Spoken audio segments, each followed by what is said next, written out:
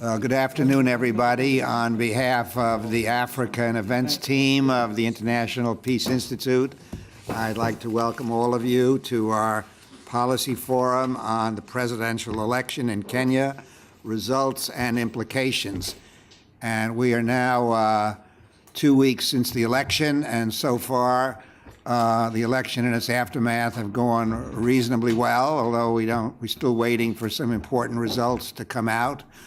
We're very, very privileged to have three speakers this afternoon, all of whom have worked and lived in Kenya very, very recently. And you have their biographies in front of you. But just to tell you or remind you that Mr. Ozonia Ajello, on my right, who was the Senior Peace and Development Advisor to the UN, Resident and Humanitarian Coordinator in Kenya, Chief of the Peacebuilding Program of UNDP in Kenya for the last 3 years, from 2008 to 2011. In the same time frame, Mr. E.J. Hochendorn, who was the Deputy Director for Africa for the International Crisis Group and has come up here from Washington to join us, for which my thanks. Also lived in Kenya for ICG for the last 3 years. And my colleague Peter Gastro was the deputy on the Commission for the Reform of the Kenyan Police over the last 2 years. So each of these gentlemen has an enormous direct experience with the events leading up to the election. And each of them is going to take on a different aspect of analyzing the election and its outcome. And Ozonia will talk about violence as a general area of concern with elections and their aftermath in Africa. EJ will speak to devolution, the new ideas in the 2010 Kenyan Constitution, which are intended to give more power to local authorities and governors. And Peter will speak to the question of the ICC role with the pending indictment of Uhuru Kenyatta. So each of them will speak for about 12 minutes, after which we'll have an opportunity for a discussion. So with that, let me turn the floor over, Ozonia, to you. And thanks to all three of you and all of you for being with us right now. Thank you very much, John, and good afternoon, everyone. In February last month, I spent 2 weeks in Kenya on the invitation of the government, and I had been asked to come look at the preparations for preventing violence around the election and to advise national authorities, but also to contribute to enhancing the preparation and capacity of the UN system in country in this support to national institutions on the management of the electoral process, but also on violence prevention.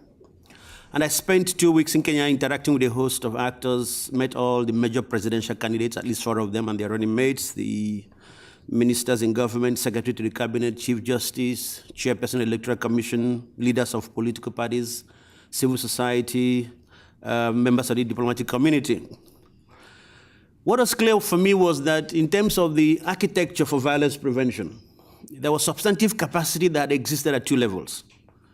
One was at the local level, in terms of the work of civil society, community groups, the National Steering Committee on Peace Building, which was coordinating efforts at peace building. And there was a sense that all Kenyans said, never again. We've experienced this in 2007, we don't want it to happen again. So if you talk about a sense of over-preparation, that was it. So the systemic architecture existed. Operation capacity was a different thing. The second was that at the mid-level, at the counties, it was mixed. It was a mixed bag. Institutions like the National Cohesion and the Integration Commission had engaged, was engaging different actors. They were what they call county peace forum and all of those which members of the international community have supported.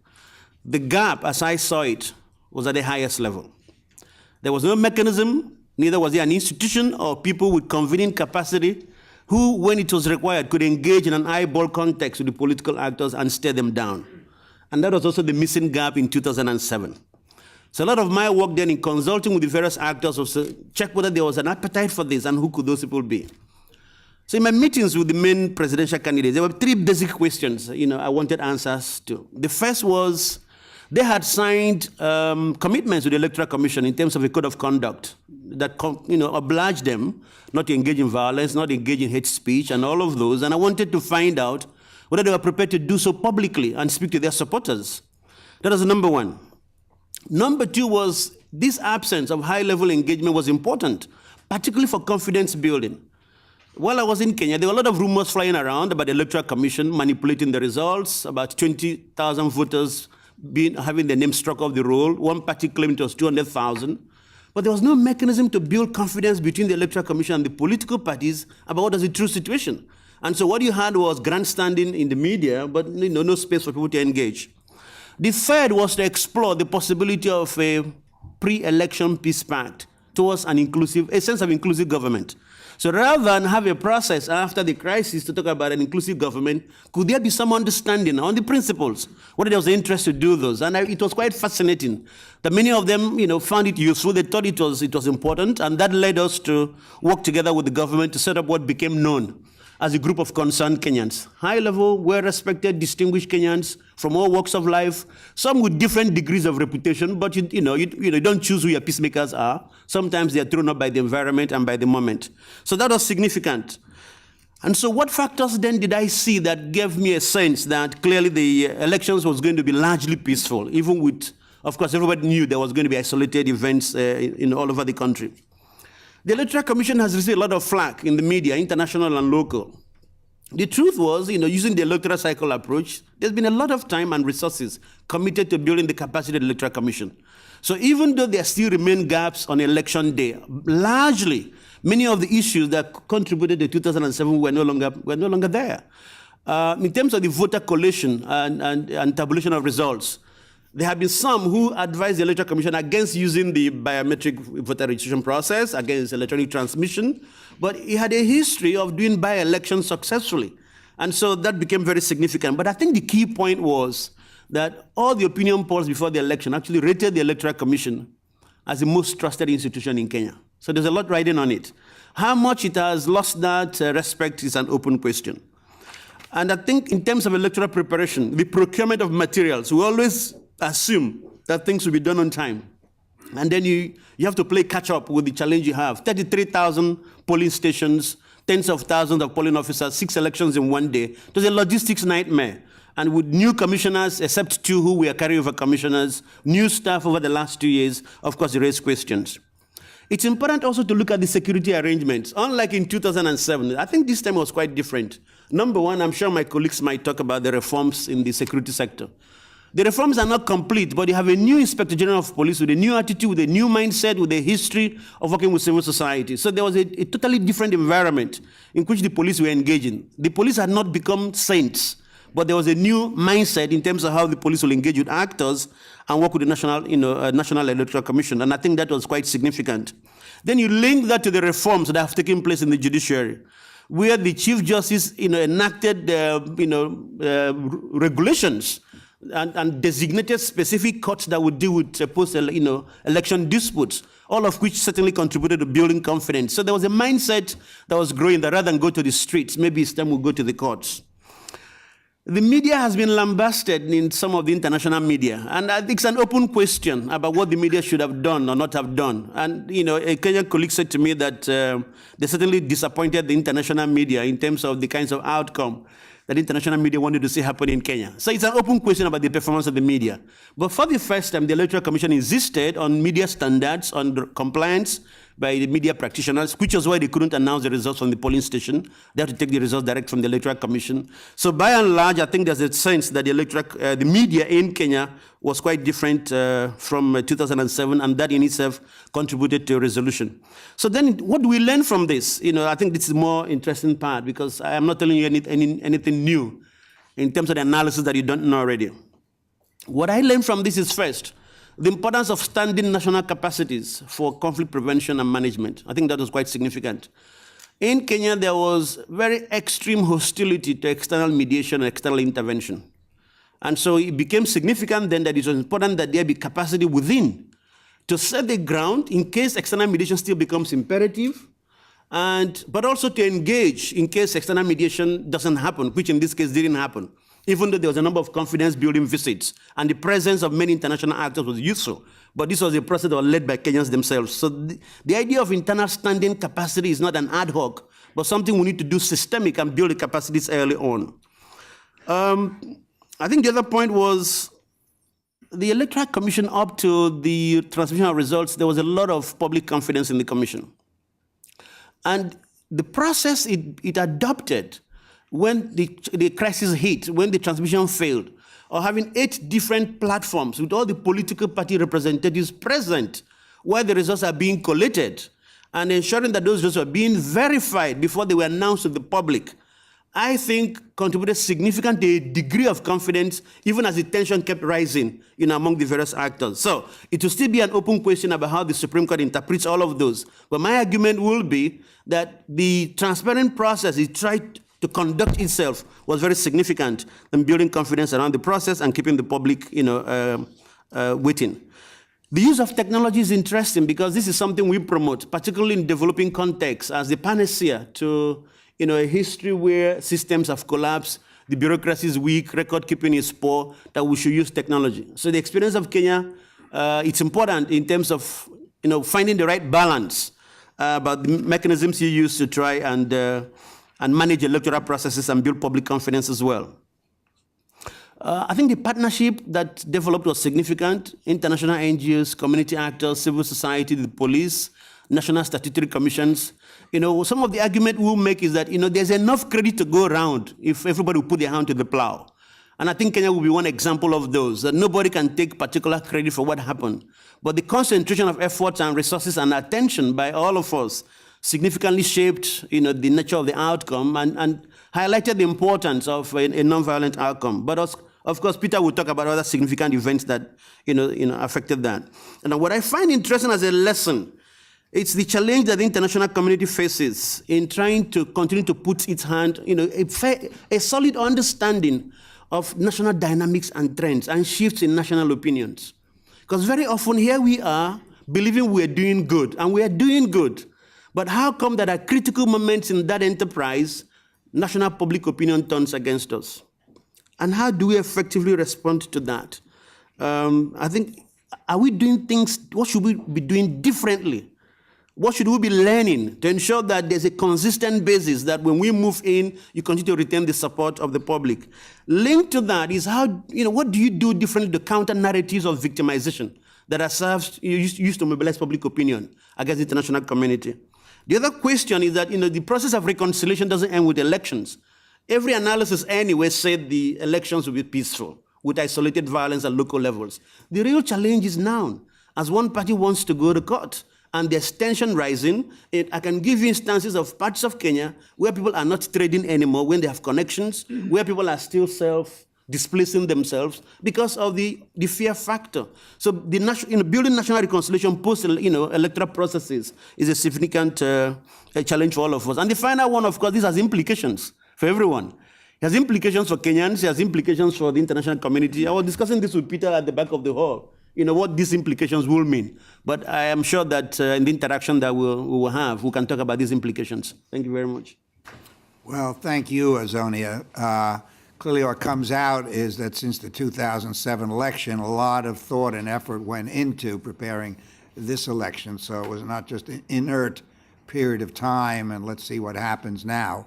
So, and one of the efforts was the development of the 2010 Constitution. So EJ is now going to discuss its implications with us. EJ.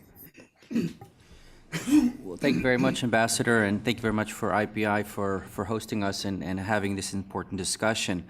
I should first say I agree with Azonia that we really have to thank the remarkable work both of the Kenyan people and the international community for keeping the elections peaceful so far.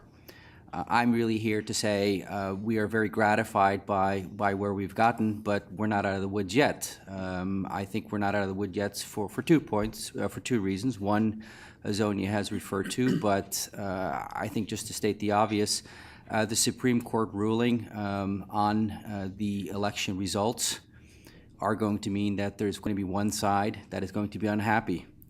It is either going to be, court and their request to have basically a revote, who are going to be unhappy if the judges rule against them, and vice versa. The Jubilee Alliance will be deeply unhappy if, in fact, their supposed victory is annulled, and it is quite possible that the court could go either way.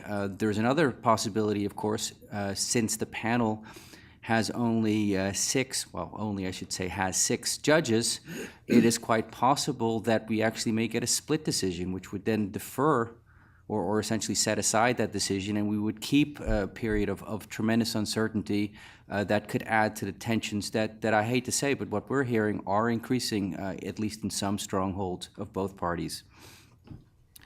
But when I came here, at least I had hoped to talk about the larger challenge that we see for Kenya, and that is the challenge of devolution.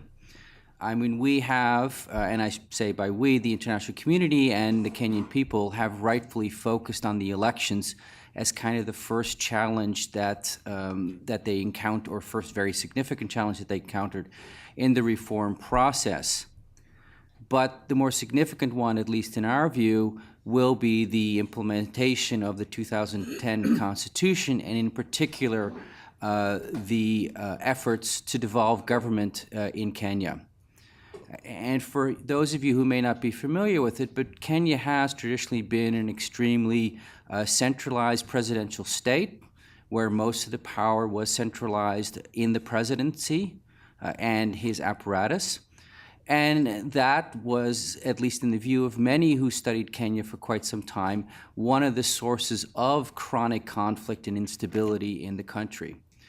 And essentially what happened was that the drafters of the Constitution decided that they would go very far in the opposite direction and create 48 new counties with their own governors and their own local assemblies, and they have given those counties very significant fiscal responsibilities.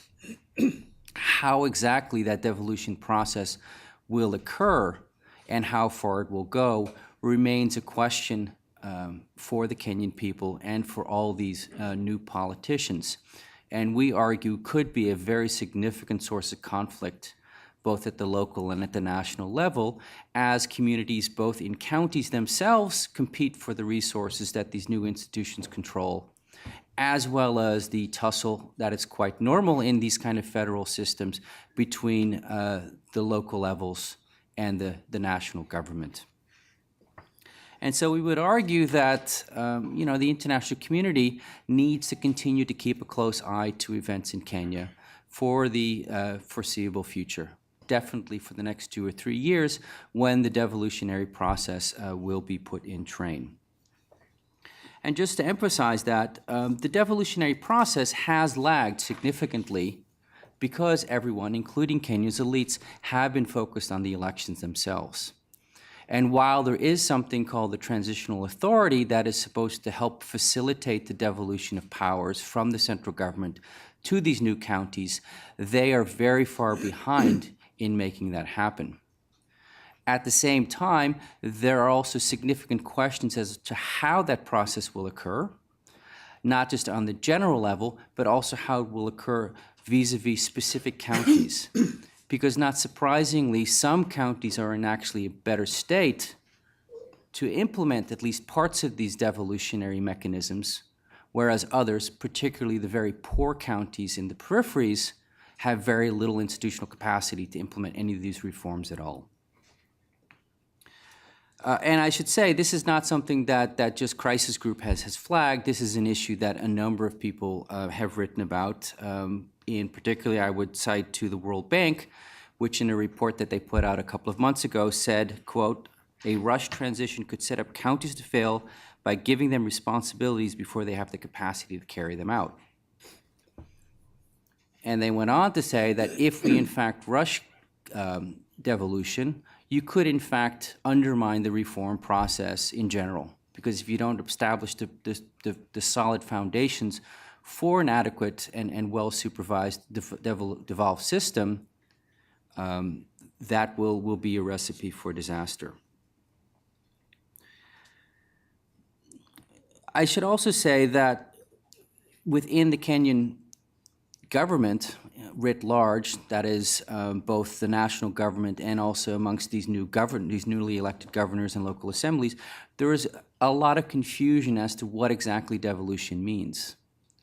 And if you follow the media in Kenya, there'll be lots of talk about federalism or devolution and lots of debates about what exactly will be the authority of these counties vis-a-vis the national government, how much control they will have over policies, again, vis-a-vis the national government, and what exactly or how exactly they take over those authorities as devolution is carried forward over the next couple of years.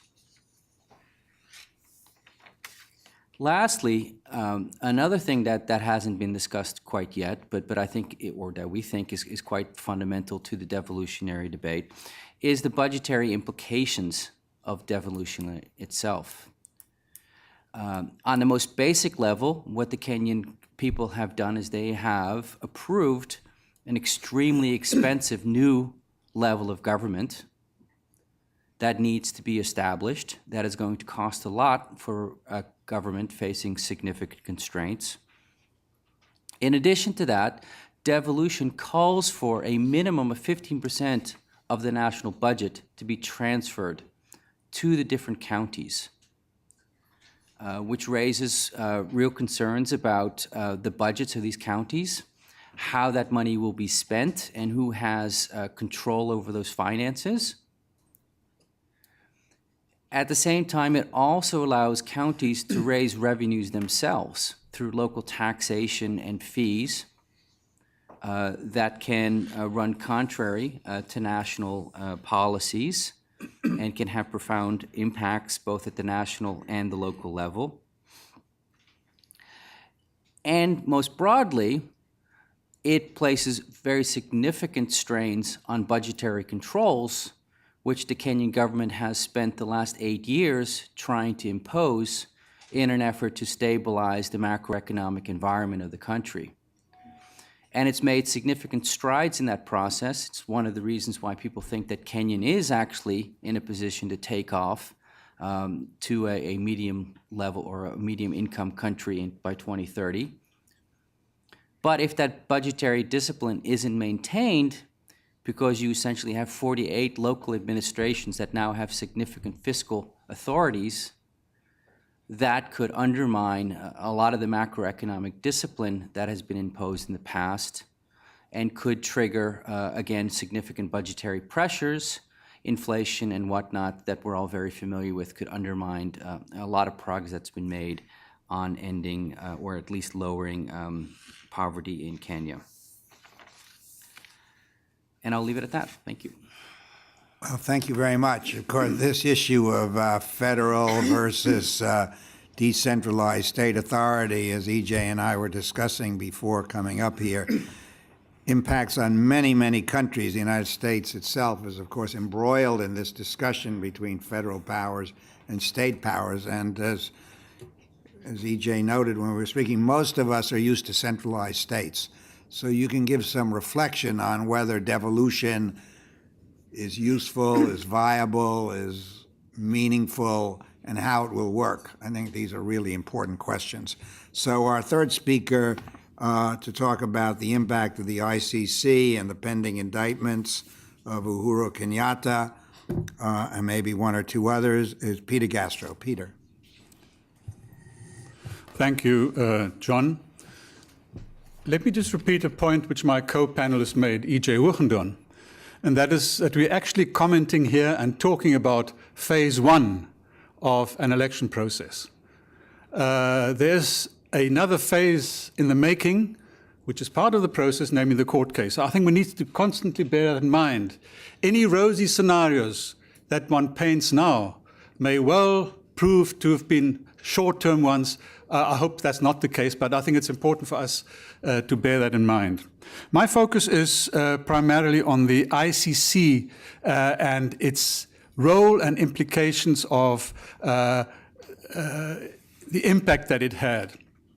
I think the question has often been asked here amongst colleagues and elsewhere, how come if there was such widespread support for the ICC in Kenya that the majority of Kenyans voted for candidates who were about to be indicted and charged and tried in The Hague. And it is really a contradictory scenario which arises. I want to focus on that, because if we go back a few years and to see what Kenyan public opinion is all about, and I will be referring primarily to opinion polls from a pretty respected Kenyan polling company, Sinovate. In 2009, July, long before the names were known of any of the suspects, 68% of Kenyans said they preferred The Hague to be the place where the trial should take place. In December 2010, 6 months later, 85% of Kenyans were in favor that those who bore the greatest responsibility for the violence should be tried in The Hague. A few days later, in December 2010, the ICC announced the names of the suspects, the 6. The same company had a poll a few days later, and 60%, no longer 85, 60% of the respondents said, yes, we want them to be tried at The Hague. Interesting. A drop within a few days of 20%. Then in January 2011, another poll indicated that 67% of the respondents said that they would not vote for any of the politicians that are cited at The Hague in the coming election. 67%. In February 2012, 60% of Kenyans who were interviewed said that they were satisfied with the ICC ruling that these 6 would have to proceed to the trial level. Now we know, now they knew, that these 6 are the ones who will be standing trial, Kenyatta, Uhuru Kenyatta and Ruto amongst them. Still, 60% are happy with that. Interesting poll comes up in October 2012, a Gallup poll, which found that Kenyans overwhelmingly support the ICC, 70% of them. But at the same time, almost in contradiction, it found that the majority of voters intended to support a candidate who's been indicted by the ICC. This is well before the elections. We're talking about October 2012.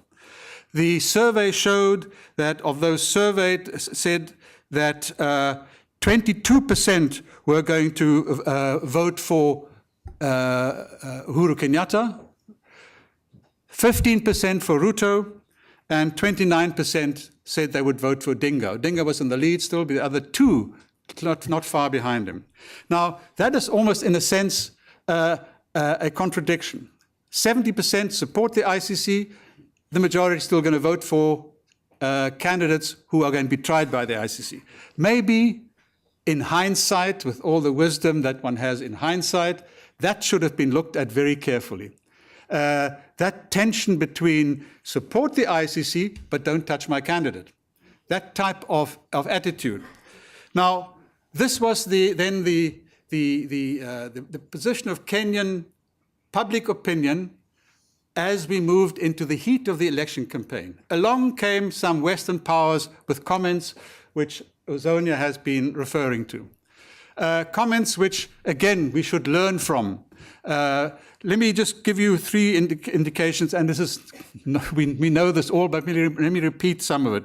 The British High Commissioner, shortly before the election, declared that his country would maintain its policy on ICC accused even if Mr. Kenyatta was elected. Okay. He said, and I quote, "The policy of my government remains that we do not have contact with ICC indictees unless it is essential." Understandably, in a way, Uhuru Kenyatta immediately seized upon this and accused Britain of playing a shadowy role in this election campaign. The European Union said that it would have limited contact with the president who's indicted by the ICC, supporting the British position.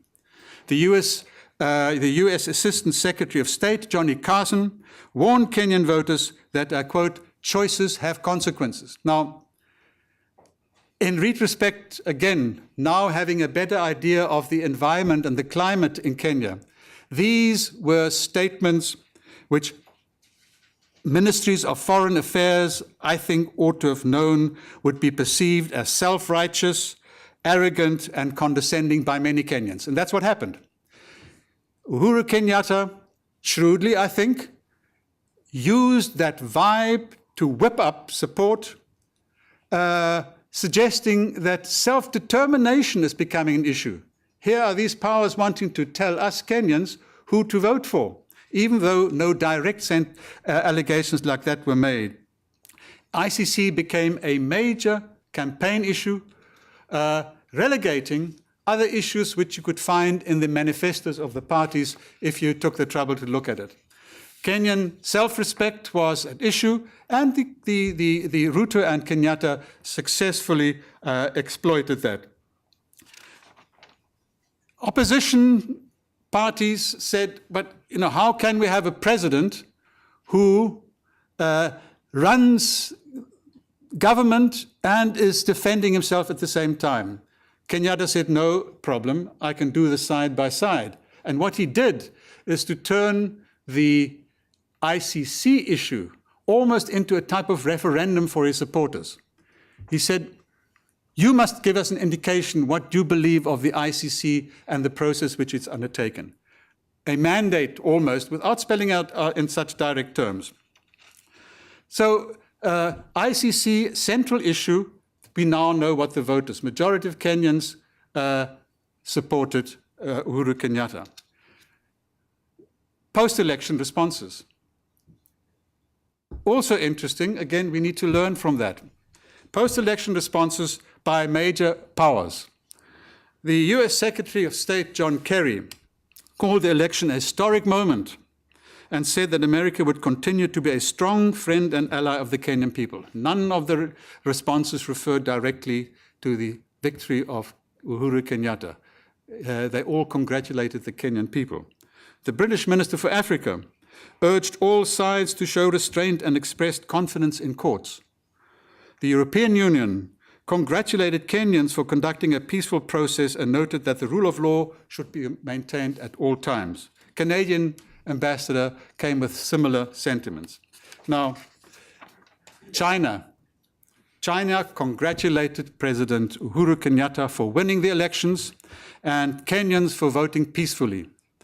It indicated that he was looking forward for close cooperation with Kenya and with a new president-elect when he took office. A very different vibe, a very different approach. These are lessons and implications which foreign affairs ministries will have to look at. What does it mean?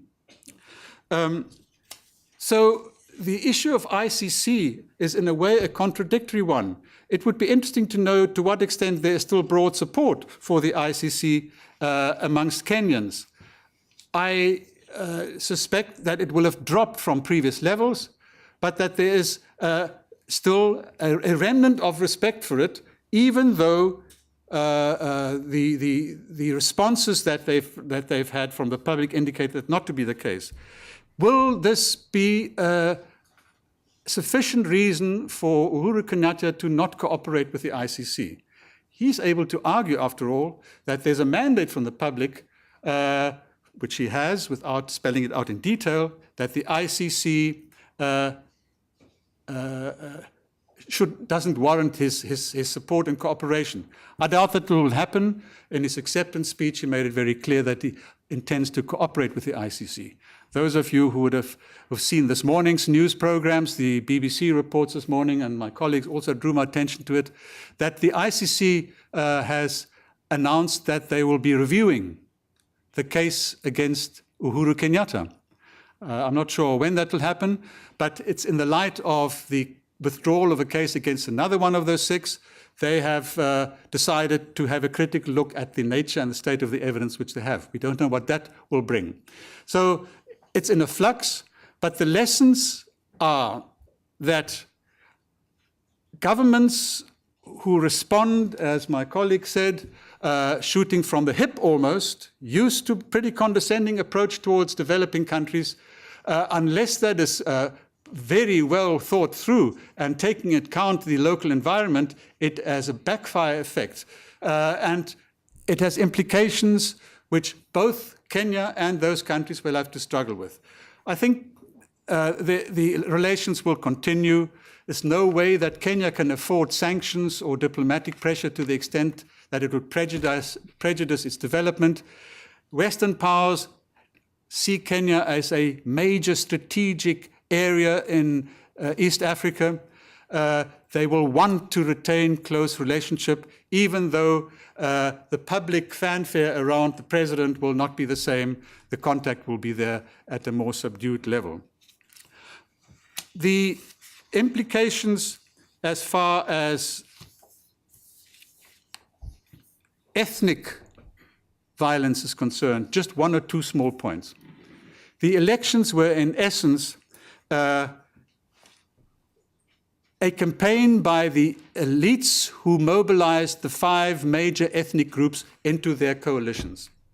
And something confirmed this morning by my colleague Uzonia again, those who've just been in Kenya, the tensions below the surface are still very real. Kenya is in dire need of reconciliation, in dire need of a dialogue to address the issue of ethnicity. It has reached the stage in Kenya where it's no longer politically correct to openly campaign on the issue of ethnicity. So the candidates decry ethnicity, how bad it is, how divisive it is. At 6 in the evening, they will travel to the elders of ethnic group A or B to get their endorsement, and there will be an announcement next day in the paper. So there is a complete contradiction between the public stance of not supporting or not being in favor of ethnicity and the actual mobilizing effect amongst the elites. Let me end off by, therefore, focusing on a distinction in attitudes towards the ICC in Kenya, which existed and I think still exists. I'm not sure exactly how divisions run. The political elite is strongly against the ICC. Has always been, they see it as a threat. I think partially because it threatens political and criminal impunity. It threatens potentially their interest. In December 2010, Parliament unanimously adopted a motion calling for Kenya to withdraw from the Rome Statute, pull out of the ICC. Fortunately, it was a resolution that wasn't binding on government, and there was a pretty strong response and protest from civil society. It was just left there. As far as Kenyan public is concerned, the ones who went through the violence, who felt the impact of it, there has been, as I've quoted from the polls, very strong report, a clash of interest, therefore, between the elites and the broad majority in Kenya.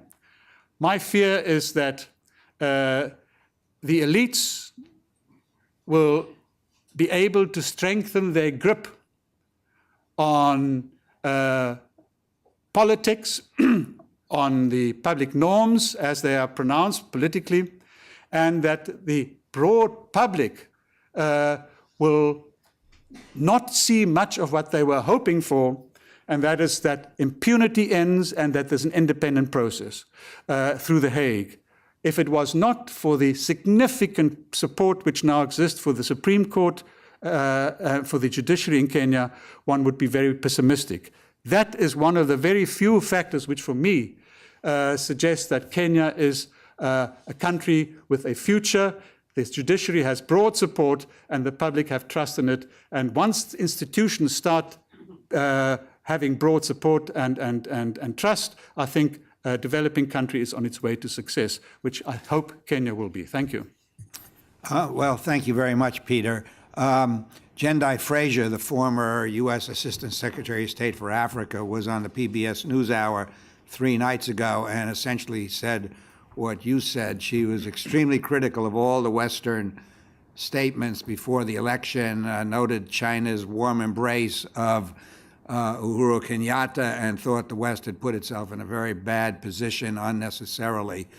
Interestingly, also, some of you may have seen this with regard to tensions below the surface. There were 2 opinion pieces in the New York Times over the weekend. One was called "The Crushing of the Safari Ants," which is based on an African legend. This is by Stanley Gazemba, who's a Kenyan, talking about young children being brought in from the countryside to support Kenyatta and taking cell phones out of cars, but on top of that, tribal invective was ugly. The shocking bit was watching kids of around 6 wallow in the rhetorical filth egged on by people I assume to be their parents. These are all Kenyatta supporters. And there was a separate article yesterday or the day before in the paper that made the same point, that Moi's victory 15 years ago was based completely on ethnic polarization, and that this behavior, notwithstanding all of the public remarks about not focusing on ethnicity, has continued. The election was essentially among different ethnic groups competing against each other with very harsh rhetoric below the surface. So I'd like to open, so that not everything is out of the woods, as all three speakers have said. So I'd like to open this up for a discussion, sort of brief remarks, not speeches, and if you could identify yourselves, 3 or 4 of these, and then we're going to go back to the panel. So the gentleman over there who's just stood up, if you could say your name and identity. And then hello, my name is Shola Omorege. Until recently, I was the second year's representative in Guinea-Bissau. So I want to comment briefly on the ICC, not just a comment, a question actually, because I want to be brief. Now, in view of your observations, do you think that the perception of the legitimacy of the ICC in Africa will be affected by the outcome of the elections? Because generally in Africa, the ICC is seen as an instrument put in place to try African leaders. So I think I will be happy if I can get a response to this. Thank you. yeah, bearing in mind that 30 African countries had signed the ICC a ways back, and nobody, to my knowledge, twisted anybody's arm to join the statute at the time that it was negotiated. Please. Eddie Mandrew with NYU Africa House. Yes, my question is around the issue of the leaders and what they do in public now that tensions tend to be a little bit high. There's some leaders who've been putting together prayer rallies, but everyone knows the prayer rallies are not necessarily there for just prayers, whipping up support onto the street. What are the implications? And is there a role for Kibaki as the incumbent president? Okay. Anybody else like to come in here? Warren? We're all in the front rows, but if anybody toward the back, you'll come in after Warren. So just Warren Hogue, International Peace Institute. Peter, that was quite a rundown, and I did not see the Jendai Fraser comments, but I would be interested to know if she or any of you could advise or could counsel what the Western countries should have said, what the British, the EU, and the Americans, what could they have said that would have avoided this situation where the Chinese basically come in and embrace Kenyatta, and he looks good in the eyes of Kenyans, and the US, the EU, and the British look bad. fantastic. And the ambassador back, just, why don't you introduce yourself? I think since you're an Addis, not everybody may know you. Thank you, Ambassador. James Kember, I'm the New Zealand ambassador to the African Union. I'd like to pick up on the point or the quote you made about Daniel Arap Moi, because I read that article at 30,000 feet coming from Addis over the weekend, and as I read it, it suggested that it was a victory for Daniel Arap Moi, which I would like to put to the panelists as a question. Is that rather a harsh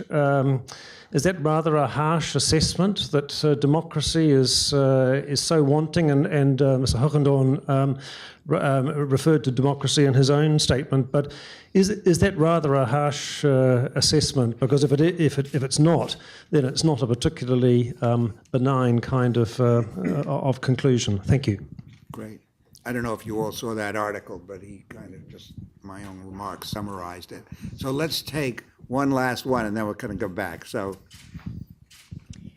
Shazia Rafi. Shazia, why don't you stand up so we could all see? Shazia Rafi, Secretary General of Parliamentarians for Global Action. I just want to put both a question and a note on the ICC situation, because Kenya, the parliament voted in February of 2009 not to have a special tribunal, a domestic special tribunal, which essentially was a decision by the political elite that this would cause more problems to handle on a domestic level as a result of the commission results on ethnic violence during the post-election period. So in a sense, I don't think that the process itself is necessarily mixed with the elections. Several governments around the world have people at very senior levels undergoing court appearances. I mean, Italy is one example. My own country, Pakistan, is another. In this country, we've had a president, sitting president, going through impeachment hearings and still a president. So in a certain sense, the court process, both on a domestic level and on an international level, should and must go on. And I think to some extent, maybe we're making too much out of the fact of what other countries from the outside should say, should not say, or what effect they had. Voters now are pretty savvy in many countries, even if their formal education is not that high. Well, those are all very good points that you've all just made. So let's go back to the panel in the same order. Okay, Azonia. Thank you. I think I will just make three very quick points. The number one is, I think we should simply avoid an oversimplification of the problem in Kenya. Take the three leading presidential candidates. They were all deeply affected and associated with Moi. And there's an assumption that Kenya is, there's been it's warped in time and nothing has changed. The fluidity of political relationships and engagements in Kenya is very dynamic. And so what happened 15, 20 years ago, in 2013, there's a bit of nuancing and the deeper analysis we should make, because all three of them are clearly affected, shaped by Moi. They all benefited largely, they still have their relationship with Moi. And that's very interesting. And just to give a personal illustration, one of the group of Kenyan concerned citizens that we helped to put together was somebody who was very closely associated with Moi. And many Kenyan friends said to me, how dare you, try to have this person as some of the public face of a mediation to make sure that the election was peaceful. But each time he picked the phone and called the two key actors, they showed up. He has convening capacity.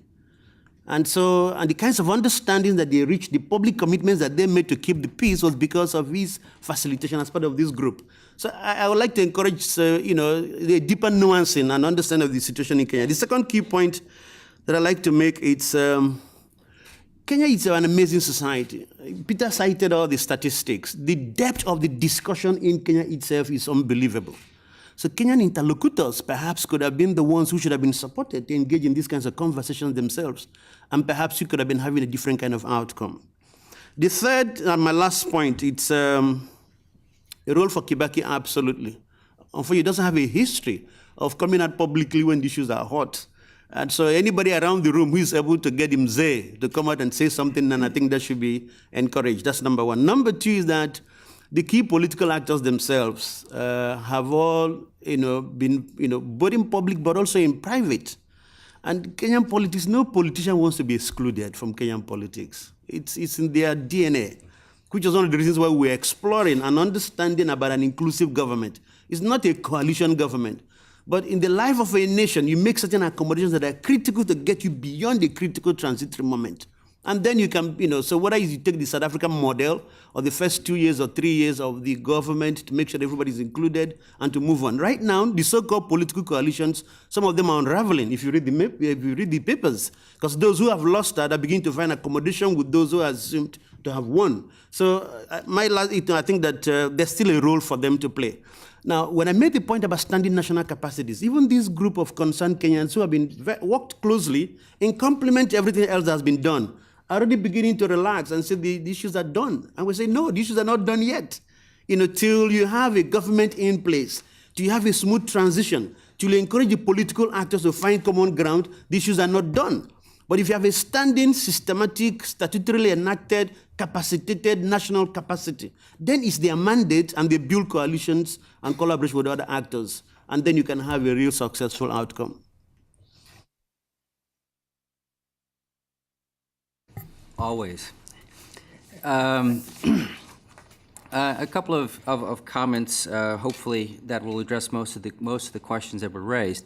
I think it should still be raised. It's been raised by everyone else, but the Kenyan people overwhelmingly support efforts to combat political impunity. I think if you talk to everyone, including most politicians, they say that one of the biggest challenges that Kenya has had has been basically elites' ability to get away with all kinds of criminal activity, including involvement in political violence, including the involvement in corruption and other illegal activities as it is defined in the Kenyan law. And I think a lot of the support for the ICC has waxed and waned in part because of perceptions about whether or not the Kenyan judiciary itself was in a position to address some of these issues. And I should say the one issue where I would quibble somewhat with Mr. Azonia about the Kenyan government is I would argue that the Kenyan judiciary is actually probably more popular at this moment than is the Independent Electoral Commission. And that is one major reason for why violence has not as of yet broken out, because there's lots of expectations that the Supreme Court, and particularly the Chief Justice, will do the right thing. Whether he will be able to do so remains a question, but I think that of all the reforms that have been carried out so far, judicial reform is seen as the most positive in Kenya, at least in our view. A couple of other points. I mean, we make much about the ICC process. Obviously, we don't know what's going to happen with the judge's review of the case against Mr. Kenyatta, but it is quite clear that Uhuru Kenyatta's preferred outcome is acquittal or dropping of the charges. So quite clearly, he will continue to cooperate, publicly at least, with the court. Now, I should say that when the charges were dropped against Muthawara, one of the things that the prosecutor did note was that there had been witness intimidation and that the government had not cooperated fully in the prosecution's investigation of the people who have been accused of these crimes. So I think the question of state cooperation with the ICC remains. And obviously, the president will be in some position, if it is President Kenyatta, he will be in some position to influence how much the government will cooperate with the ICC or not. There was a question about democracy in general. I come from Washington, D.C., where we ourselves are in crises, I would argue, when it comes to the budget. So I think that democracy itself is a somewhat two-edged sword. I think that applies to almost any democracy. I should note that Kenyan multi-party democracy is quite young. This is one of the things I'd love to tell people when I talk about democracy in Kenya. It has really only been 20 years since the reintroduction of multi-party democracy in Kenya. You could argue that Kenya has gotten quite far, or you could argue that it hasn't gone far enough. But we are still very, very early on in that process. And as I tried to suggest, the rules have all changed with the 2010 Constitution. One of the things that made these elections quite complicated was that there were 6 levels of government that were being elected. There were 6 separate ballots for each of the polling stations. Somewhere above 1,500 individual ballot papers had to be printed. It was a logistical nightmare, which is one of the reasons we experienced all these difficulties. It would have been very difficult to have run a competent election even by the United States, which has been running elections for 200 years. Now, more broadly, and this may be obvious to the Kenyans in the room, the reality is that Uhuru Kenyatta's campaign was just better. It ran a much, much better campaign. And I should say it ran, in part, a much better campaign because Uhuru Kenyatta has lots of resources at his disposal. And I should say he also hired lots of people from Great Britain to support him. And they did 2 things that I think had an enormous impact on the election. First of all, they did a much better job of getting their supporters to register. And if you look at the registration rolls, people from areas that have traditionally voted for his party registered in much greater numbers than people from Odinga's coalition. And as well, they got the vote out better. They just simply turned out more voters on election day to vote for their candidates. And that had a significant impact on the difference between the vote count for Jubilee Alliance and for ODM. And lastly, I should say, just to add to that, they were much more strategic. They spent a lot of effort and time and money on swing districts, and they were essentially able to tip the balance one way or another. I would say one of the more credible arguments that has been raised by court is that there was some violence during the polling on election day. Not surprisingly, most of that violence was on the coast. That violence did end up causing some of the polling stations to either not open or close early, which led to an undercount, or I should say a lower turnout on the coast, which, by the way, is traditionally a stronghold for Raila Odinga, and in their view has had a significant impact on the on at least whether or not the Kenyan elections resulted in a 50% plus one result in the first round. Lastly, everyone seems to be making a lot of about the Kenyan Parliament. One thing I will just mention: the Kenyan Parliament twice voted to give itself a $100,000 golden handshake when it was about to end. These are not the most broadly civically minded individuals in the country, and I would question whether their votes represent the will of the Kenyan people. Thank you. Thank you. The first question by this gentleman was whether the legitimacy of the ICC has been affected by this election. I doubt whether the legitimacy of the ICC has been affected, but there's certainly a significant pressure on the ICC following this election. And maybe the decision to review the case against Mr. Uhuru Kenyatta is an indication of the type of pressure that it is under. I don't agree with Ms. Jendai Frazier's comments in her piece, which was in the media recently, where quite correctly she's critical of the way in which Western powers responded, but she then launches an attack against the ICC. I don't think the ICC is perceived, I may be wrong, by the Kenyan public as having interfered in the election process. In fact, Ocampo, the lead prosecutor until recently, in January 2012, long before the election, made the ICC position very clear when he says that Kenyan law must decide whether or not any suspects could run for office and not the ICC.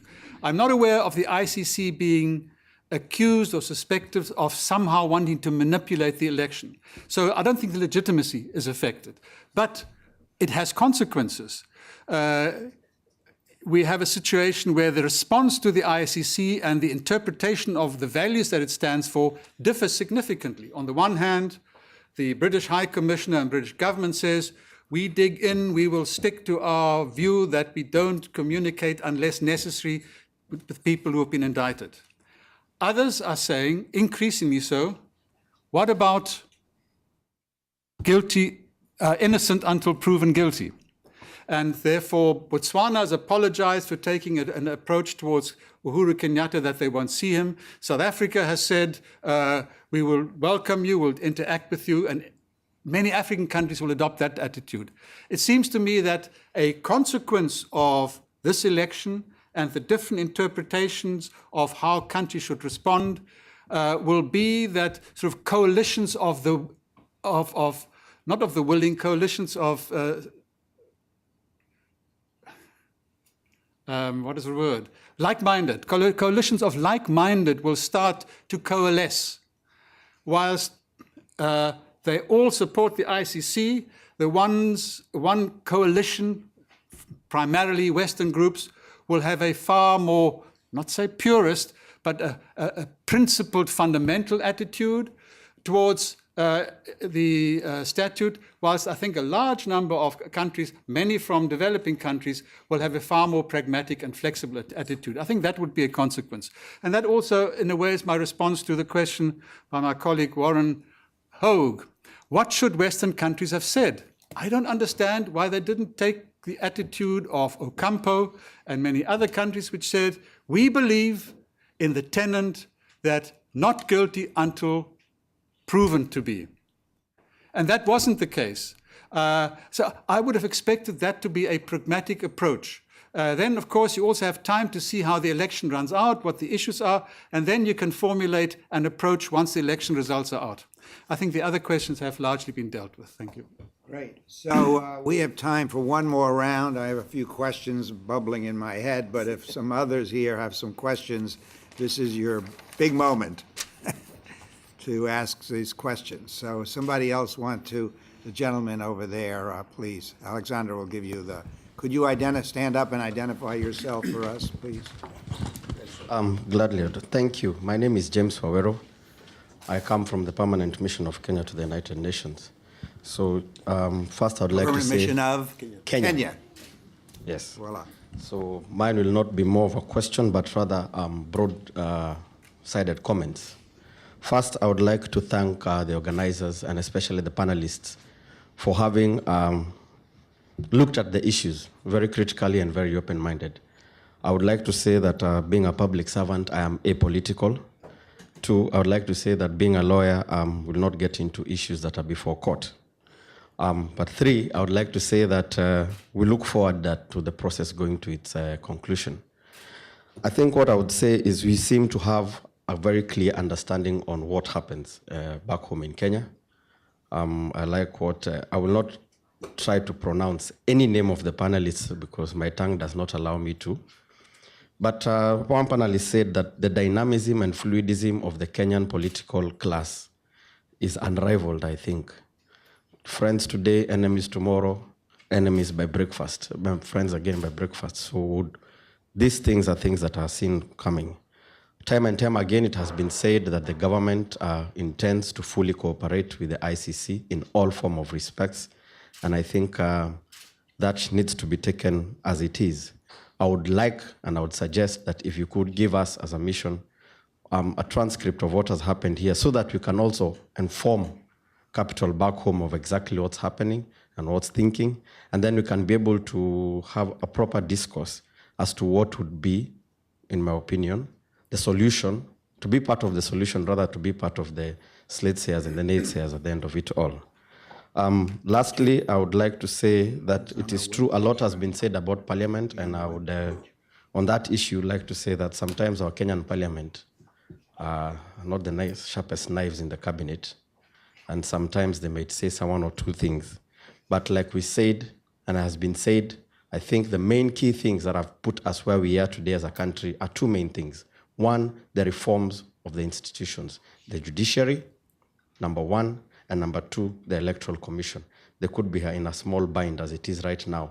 But the reforms to those two institutions, I think, is what is key, is what lacked in the previous past in 2007. And thirdly, I would also like to add, and Mr. Gastro has been involved in that process, the reforms of the police is also another issue that has really been taken. I think, let me just say that for now. I look forward to receiving more. And you can feel free to come to the mission and we have a discourse one-on-one at any time. Thank you. Fantastic. Thank you. There will not be a transcript, but there will be on our webpage the viewing of this meeting, so you can watch it again and sort of pull out whatever you would like. Would somebody else like, Madame? Would you just sort of introduce yourself, please? Thank you. I'm called Beatrice from the Permanent Mission of Uganda to the UN. I'd like to take this opportunity to thank you as well for a very provocative and very good discussion on the elections in our neighboring country and from our friends. I just have one very quick question regarding the ICC. We got communication from the Kenya mission actually last week about some thoughts that had been brought out by the current prosecutor, in which he actually accuses the Kenyan government of not having cooperated thus far on the ICC process. And the Kenyan mission is actually saying they've cooperated fully, like most of you have already indicated, and they were surprised at such an assertion coming from the chief prosecutor. So I'd like to hear a comment from you over that. My other question is quite hypothetical, but which I would also like to, which could be thought-provoking. The President Uhuru Kenyatta, President-elect, has said he will cooperate with the ICC. What would happen in the likelihood or the unlikelihood that this prosecution goes on to the conclusion and he's found guilty when he's been elected president? What would then happen? The other question is, what if next week or after a month he says, okay, now I have the mandate of the Kenyan people, I'm not going to cooperate with the ICC? Where does that leave the ICC? Those are very hypothetical questions, but which I thought could be thought-provoking, and we could have some little insight from you on that. Thank you. Very good. These certainly are both hypothetical and thought-provoking, so your characterization is completely accurate. Anybody else would like to come in here? Madame, right there. Just tell us who you are and your organization. My name is Karen Mosoti. I work for ICC. I also happen to come from Kenya. So let me let me thank all the panelists for those thought-provoking presentations. Before I ask my question, I have a couple of questions.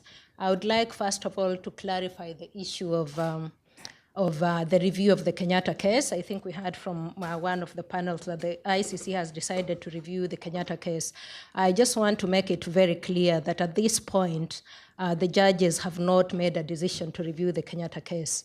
What happened today was a status conference whereby the defense for Uhuru Kenyatta has made an application to review the case, but a decision has not been made on that. What the defense is asking is to refer the case back to pretrial chamber to decide whether it should go to trial. That decision has not been made. So until and unless it is made, the prosecutor is preparing the case for trial. I just wanted to make that clear, that no decision to review has been made, at least as of now. The other comment I would like to make, and this has come out from the audience, the discussion, the issue of essential contacts with Uhuru Kenyatta, should he be confirmed as President of the Republic of Kenya. I think, as we heard from the panel, the former prosecutor of ICC, Mr. Ocampo, and even the current prosecutor, Ms. Fatou Bensouda, have made it very clear that the court follows the policy of innocent until proven guilty. And that has been the approach to the elections in Kenya. And on that basis, the court decided that they are not going to get involved in the political process in Kenya, and they will proceed with the case based on the judicial calendar of the court. And that is what is happening in the court. And none of the judicial proceedings that are happening, even in the Uhuru Kenyatta right now, are based on what is happening in Kenya. This is basically the course of the trial proceedings, even the application to review that is being considered by the judges. It's not because the court is under pressure because of the Kenyan election, no. It's because Uhuru's defense has made an application to review the case. So it's really not tied to the political process in Kenya, and we should try to avoid that presumption that the court is making these decisions because of the outcome of the election in Kenya. And finally, the comment I would make regarding what the colleague from the Ugandan mission just made.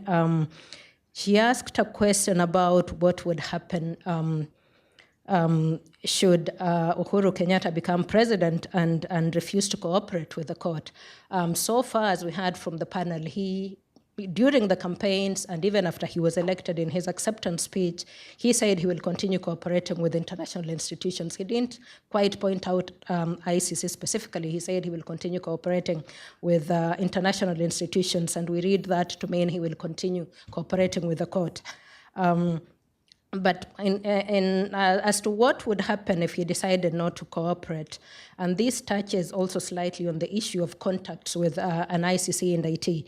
I think the position of the prosecutor, and that was a decision made by the judges when confirming the proceedings, is that for as long as they continue to cooperate, they are under summons to appear, so they can appear before the court voluntarily and return back to Kenya. But should they decide not to cooperate, then the judges, the prosecutor would apply for an arrest warrant. And if an arrest warrant issues, then that, of course, the dynamic would change, because then he would become a fugitive. And then, of course, even the issue of essential contact would come up, whether how states would want to deal with a fugitive from the court, as opposed to the situation right now where he's indicted, but he's cooperating with the court. And finally, I have a couple of questions. The first one relates to the figures we had from Mr. Gastro, I believe, regarding the polls leading up to the Kenyan election, the polls regarding support for the ICC in Kenya. I think up to the very last poll that you gave, I think the indications were that the Kenyan public supports ICC. But at the same time, there was substantial support for the candidates who were indicted by the court. So the question I wanted to ask you is whether, reading from these Gallup polls, you think there were other factors that played a key role in influencing the outcome of the Kenyan election, factors that are not related to ICC. And let me just mention the elephant in the room that nobody is speaking to. I think we all know that Could you shorten it up, because we've got to close this in a few minutes before everybody leaves for their work. All right, I'll make it very brief. I wanted just I was referring to the elephant in the room, the question of ethnicity in Kenyan elections. We all know that previous Kenyan elections, traditionally Kenyans vote along tribal lines, and even in the last election, I think over 90% of the votes to Uhuru Kenyatta and William Ruto came from their respective ethnic groups. And I wonder whether you think that was a major factor in the election, aside from ICC. Okay, please, I think we'll let you finish with that question. Thank you very much. So my question, I'm shortening this up too, is the election in Zimbabwe is coming up soon. So are there any lessons, any impact of the way this election went that you all think is germane, that should be communicated to those who are conducting the election in Zimbabwe? So there we go. Thank you. Kenyan friends of mine and colleagues I spoke to always say that this election was an ethnic census. That's their view. And so the demographics, before the election, a very well-known social scientist wrote a piece, a popular piece, about the tyranny of numbers, and basically predicted that Jubilee Coalition was going to win at the first round. And he was taken to task. All the social media commentators, newspapers, they all lampooned him, but I think he's been burnt out. And his analysis was basically based on the ethnic question. I think on Zimbabwe, I think the lessons are already learned from previous elections in Zimbabwe, and so hopefully we should carry through some of those lessons going forward. Okay.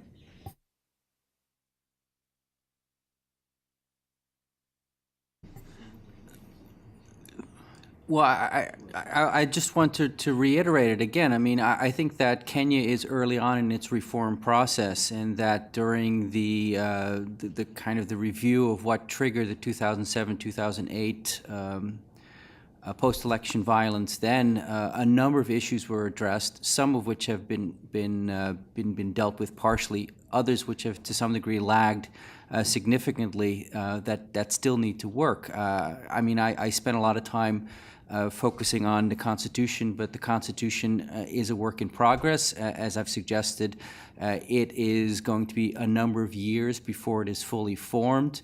If things go off the rails, we will have a stillborn reform process that's going to stymie efforts to change the political calculus in Kenya for years to come. Judicial reform is still ongoing, although everyone is focusing on the Chief Justice. We have, or the Kenyan people have really only addressed part of the judiciary, and much of that still continues to be a work in progress. Peter can talk to some more degree more about police reform, but police reform has really only started in Kenya. A lot of people still have many concerns about the police, its role and its ability to provide rule of law for the people. And the other major issue that hasn't been addressed at all, and many people are quite concerned about may not be addressed, is land reform, which has been the major grievance that political elites have been using to whip up support. To speak very quickly to our Kenyan government colleague. Obviously, the Kenyan government should continue to go down the reform path. I should say one of the immediate things that should become a priority is witness protection. Witness protection in Kenya was woefully underfunded, and I think now it becomes even more important as a number of the top government officials in the country are going to trial in the ICC, and those witnesses will need to be protected and feel that they can actually speak to truth to power. Lastly, I do think that non-cooperation will be the major factor when it comes to whether or not countries will engage with President Uhuru Kenyatta if, in fact, he is affirmed to be the president. I think there is some leeway now for governments to continue to work with him. But were the Kenyan government to not cooperate with the ICC, there are lots of governments who have binding and legal obligations vis-a-vis the ICC to stop first of all, their interactions with the president, but we fear would have to reconsider a number of support mechanisms that they offer to the Kenyan government. Thank you. As regards the police reform and its effect, EJ is correct. The actual implementation of the reforms have come very late without really making much of an impact on the way in which police conduct themselves. But a key difference between now and 2007 is the following. In 2007, there were in fact two different police agencies, police forces operating in Kenya. The one is the Kenya Police under its own command. The second is the Administration Police under its own command. And this played a significant role in the violence. There were allegations that politicians were using the Administration Police to defend their turf or to attack. This time, there was only one command over both those police agencies, enabling the state to plan nationally and to strategize properly and to coordinate. I think that made a difference, but the Kenya Police still has a long way to go. As far as the review of the Kenya case is concerned, I don't know what they decided. I wasn't there, but if you read the website of the BBC this morning, they report, and I quote, "The ICC will hold a special hearing to review the case against President-elect Uhuru Kenyatta." Look, that's where the information comes from. We will see what happens. I think that my minute is probably up. John, my basic gut view and impression of the election that it is a major step forward for Kenya, despite all the downsides that we've mentioned and the risks which are still there. It is certainly a step which places Kenya up front on the African continent as far as movement towards a real democracy is concerned. No one is saying it's perfect or that they are there, but really it's an example which other African countries should follow. Zimbabwe is so far behind.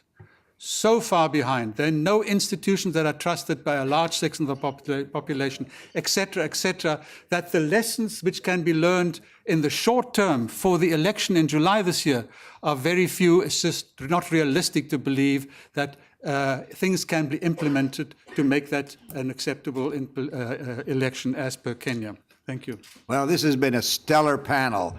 My two words are informative and succinct.